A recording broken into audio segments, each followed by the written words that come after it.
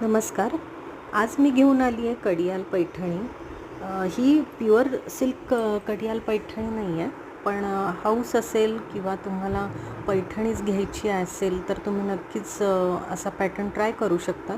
मी तुम्हाला आज थोडीशी एक माहिती देणार आहे की पैठणीची प्राईस एवढी जास्त का असते. तर पैठणी ही येवल्यामध्ये होते आणि पैठणला होते. तिथे बरेच लूम्स आहेत. ओके. तर पैठणीमध्ये 2 मेन फॅक्टर्स असतात. एक तर फॅब्रिक म्हणजे त्याचं कापड.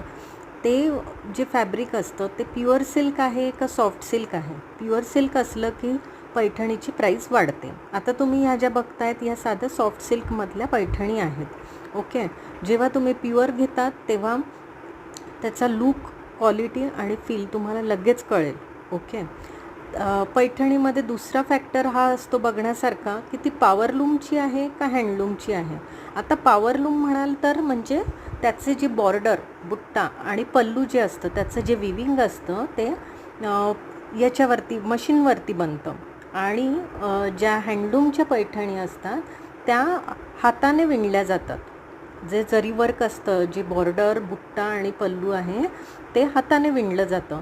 तर एक पैठणी बनवायला त्यांना 3 ते 4 आठवडे लागतात कारागिरांना.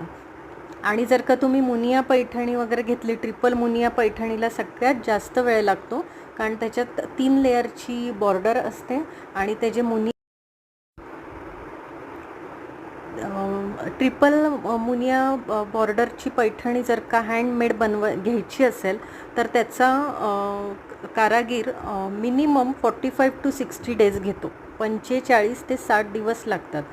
जर का एका व्यक्तीला एवढे श्रम लागत असतील तर त्या कामाची किंमतसुद्धा तेवढीच वाढत जाते. म्हणून प्युअर सिल्क पैठणी जी असते त्याची प्राईस थोडीशी हायर रेंजला असते.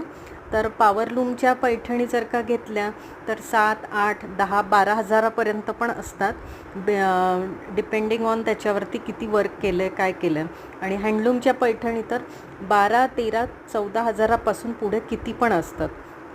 तुम्हाला हा व्हिडिओ आणि माहिती आवडली असेल तर नक्कीच लाईक करा, कमेंट करा, खाली दिलेल्या नंबरवरती कॉन्टॅक्ट करा आणि चॅनलला सबस्क्राईब करा. थँक्यू.